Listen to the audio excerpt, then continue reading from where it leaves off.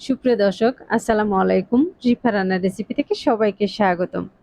আজ আমি আপনাদের সাথে শেয়ার করব শুধুমাত্র চালের আটা দিয়ে তৈরি খুবই মজাদার আর ইউনিক একটি নাস্তার রেসিপি। আপনারা চাইলে কিন্তু এই নাস্তাটি ঝটপট বানিয়ে নিতে পারেন। আর এটা বানাতে কিন্তু উপকরণও খুব বেশি লাগবে না। হাতের কাছে থাকা মাত্র কয়েকটি উপকরণ দিয়ে এই নাস্তাটি বানিয়ে নিতে পারবেন। আশা করছি আমার আজকের রেসিপিও আপনাদের কাছে খুবই ভালো লাগবে।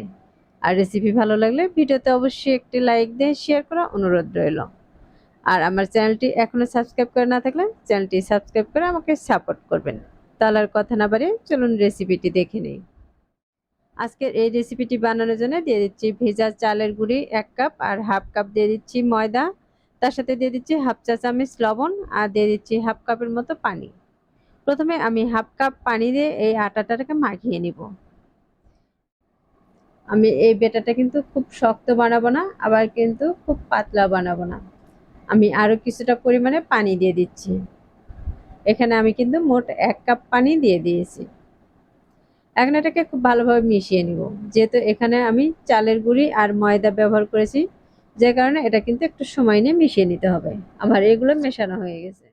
এখন এর মাঝে দিয়ে দিচ্ছি আমি একটি পেঁয়াজ কুচি আর দিয়ে দিচ্ছি কয়েকটি কাঁচামরিচ কুচি। ঝালটা আপনারা আপনাদের পছন্দ অনুযায়ী দিয়ে দিতে পারেন। দিয়ে দিচ্ছি এখানে একটি পুঁই শাকের পাতা আর দিয়ে দিচ্ছি কিছুটা আস্ত জিরা আর সামান্য পরিমাণে হলুদের গুঁড়া। দিয়ে দিচ্ছি ধনিয়া গুঁড়া হাফ চা চামচ আর আদা রসুন বাটা 1 চা চামচ। এবার এই সবগুলো উপকরণ আমি এখানে ভালোভাবে মিশিয়ে নিচ্ছি। আমি এখানে একটু সুন্দর দেখানোর জন্য সবুজ পাতা ব্যবহার করেছি। আপনারা চাইলে কিন্তু এখানে ধনিয়া পাতাও দিতে পারেন বা যে কোনো সবুজ শাকসবজি কিন্তু দিয়ে মিশিয়ে নিতে পারেন। তাহলে এগুলো কিন্তু খেতেও ভালো লাগবে আর দেখতেও কিন্তু খুবই সুন্দর দেখা যাবে। এই সবগুলো উপকরণ আমি একটি হ্যান্ড উইক্স দিয়ে খুব ভালোভাবে মিশিয়ে নিচ্ছি। আর এটা কতটুকু ঘন বা পাতলা রেখেছি তা কিন্তু দেখে বুঝতেই পারতেছেন। আর এই নাস্তাগুলো একটু ফুলকো আর নরম হওয়ার জন্য এর মাঝে দিয়ে দিচ্ছি সামান্য পরিমাণে বেকিং সোডা। এখানে বেকিং সোডাটাই দিতে হবে, এখানে কিন্তু বেকিং পাউডারটা দেওয়া যাবে না। আমি বেকিং সোডাটা দিয়ে কিন্তু খুব ভালোভাবে মিশিয়ে নিয়েছি। আমার এগুলো মেশানো হয়ে গেছে, হ্যান্ড উইক্সটাকে উঠিয়ে নিচ্ছি। এখন চুলায় একটি কড়াই বসে তার মাঝে সামান্য পরিমাণে তেল দিয়ে তেলটাকে গরম করে নিয়েছি। আর এখানে 1 চামচের মতো এই ব্যাটারটাকে আমি দিয়ে দিয়েছি। দেওয়ার পরে এটাকে ঢাকনা দিয়ে ঢেকে 2 মিনিটের মতো রেখে দিব। তাহলে দেখবেন এর নিচ থেকে কিন্তু খুব সুন্দর একটি কালার চলে আসবে আর উপরটাও কিন্তু একটু শক্ত হয়ে আসবে। সে পর্যায়ে এগুলোকে উল্টিয়ে নিতে হবে। আর এটা কিন্তু মিডিয়াম আছে 5 থেকে 6 মিনিটের মতো ভেজে নেব। যেহেতু এই নাস্তাটা কিন্তু একটু মোটা আর বড় করে বানিয়ে নিচ্ছি, যে কারণে এটা কিন্তু একটু সময় নিয়ে উল্টে পাল্টে ভেজে নিতে হবে। আমি দুপাশে কিন্তু খুব সুন্দর একটি কালার করে ভেজে নিয়েছি। এখন আমি আরেকটি বানিয়ে দেখিয়ে দিচ্ছি। তার জন্য আবারও কিছুটা পরিমাণে কড়াইতে তেল দিয়ে দিচ্ছি। আর এখানে আমি কিছুটা এই চালের ব্যাটার দিয়ে দিচ্ছি। আবারও 2 মিনিটের মতো ঢাকনা দিয়ে ঢেকে রেখে দিয়েছি।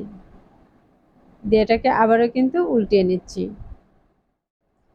আমি এই পিঠাগুলো কিন্তু বেশ কয়েকবার উল্টিয়ে পাল্টে ভেজে নিব। আর যখন দেখবো এগুলো একটু তেল কম হয়ে গেছে তখন কিন্তু এর মাঝে আরো কিছুটা পরিমাণে তেল দিয়ে দিব।